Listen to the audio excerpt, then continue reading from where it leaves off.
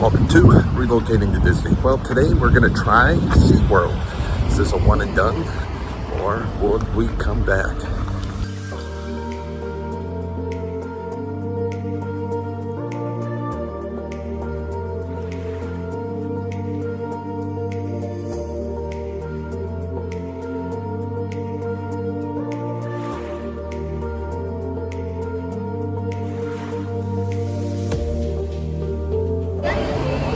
Right now, let's first talk about parking. Okay, there was a heck of a line just to get into the parking lot and then finally get parked. And there's no trams or anything to bring you in like at Disney, so you have to walk in.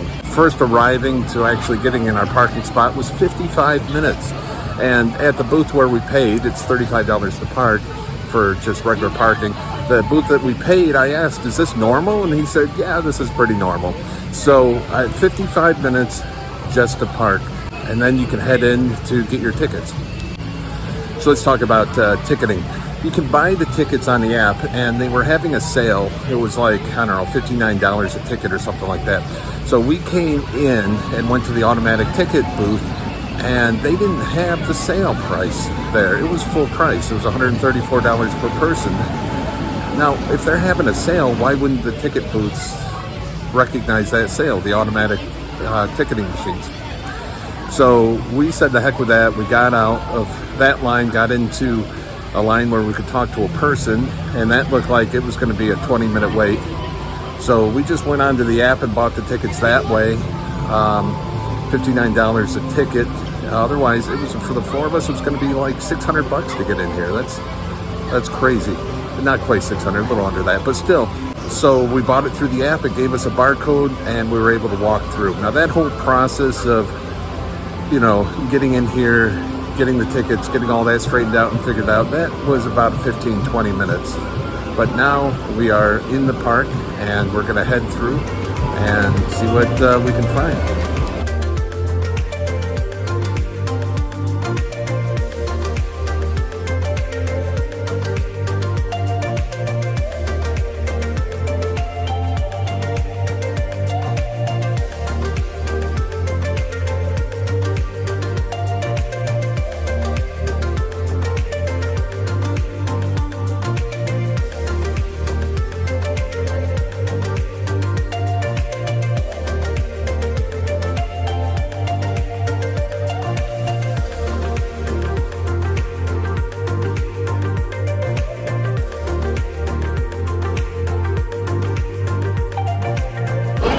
So here looking at the stingrays, and you can buy food and feed them. Next, we're going to check out the dolphins. And this is the Dolphin Cove. For a small fee, you can have a dolphin encounter with them.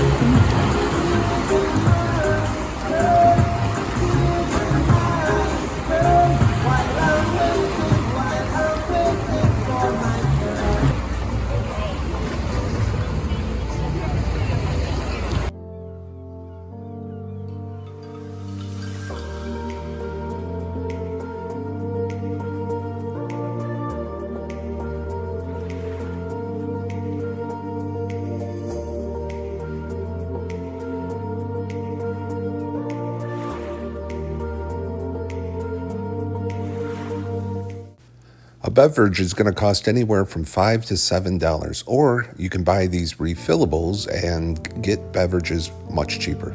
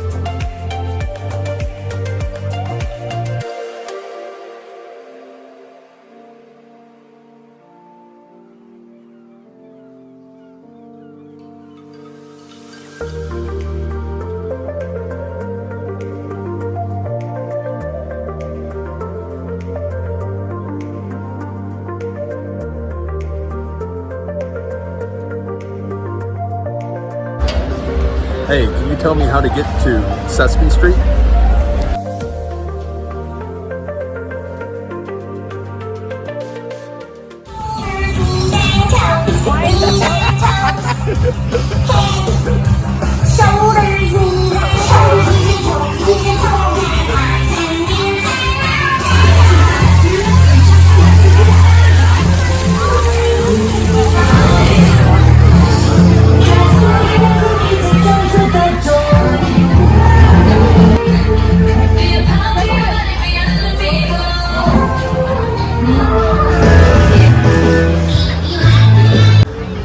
We've gotten lost many times in this park because we're just not familiar with it.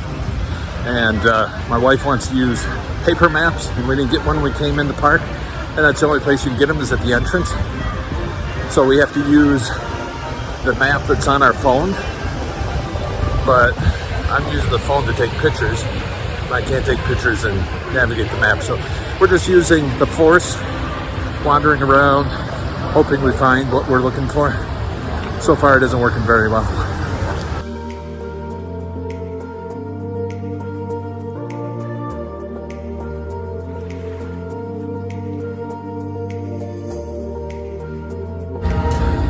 Now in SeaWorld's defense, this is one of the hottest days of the year. So heat index, it's 110.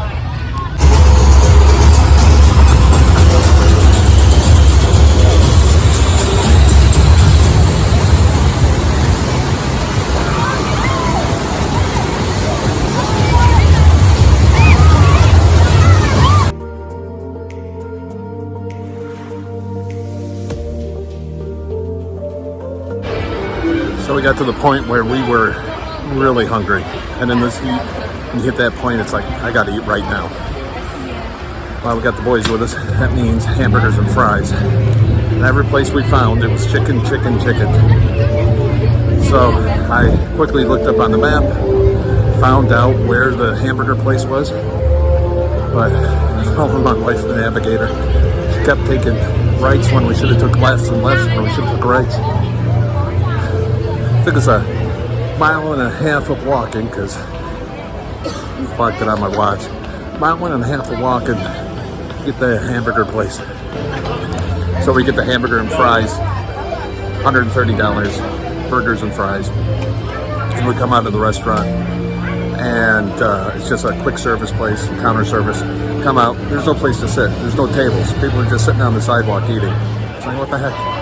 So we leave that area, go to another area where we knew there were some tables and chairs, so we could have a place to sit and eat our $130 of hamburgers and fries. So yeah, that wasn't real cool.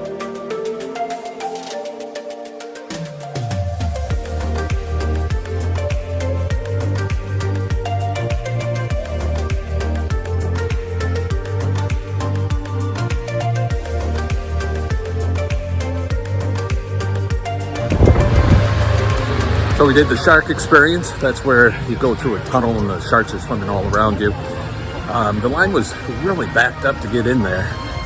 That took a while. It got really crowded. But once we were in the tube, got to see sharks swimming around us. Pretty cool.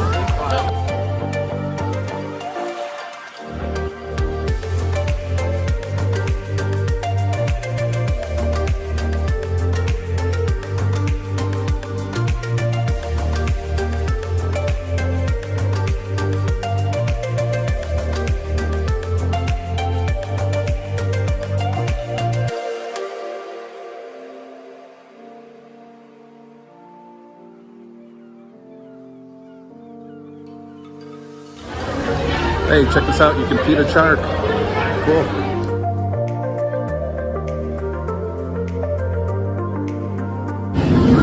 If you like roller coasters, then this is probably the place for you. There's at least 4 roller coasters here. I'd have to add them up to be sure. But there's a lot of roller coasters. We are not roller coaster people, so we will not be doing any of those.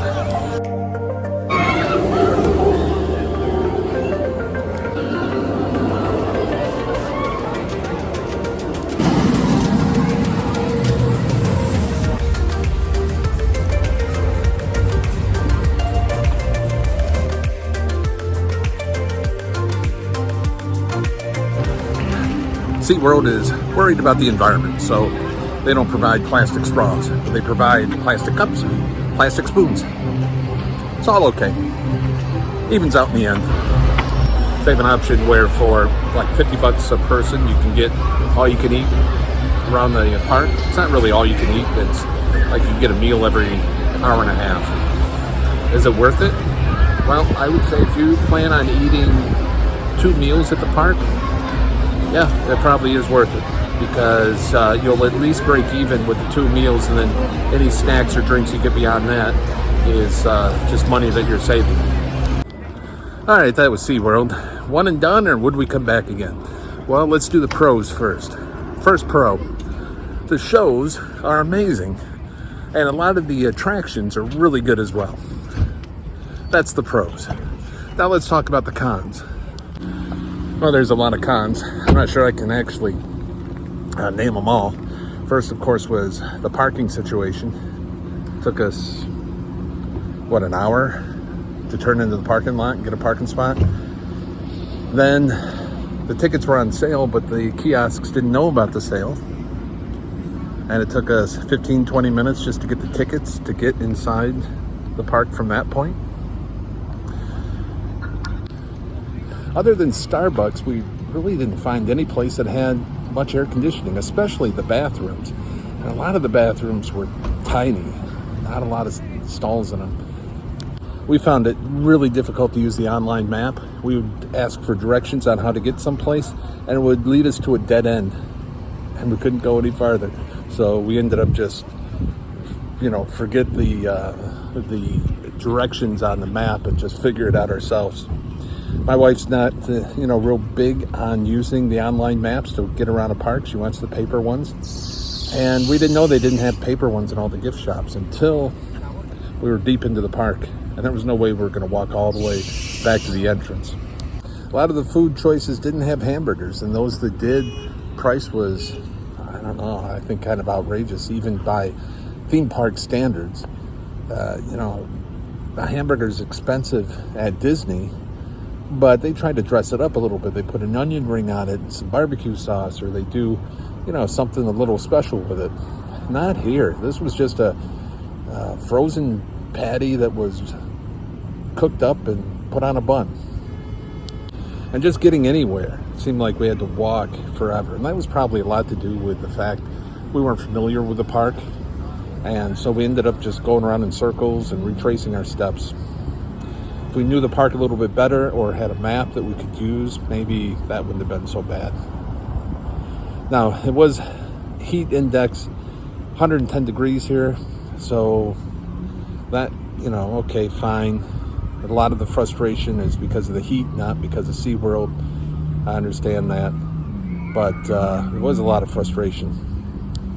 And I don't understand how you can have a quick service hamburger place and you step out and there's no place to sit and eat the food that you just bought.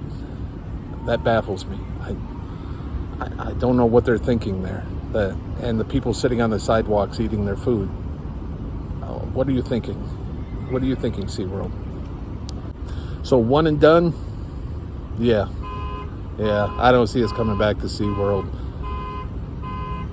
ever.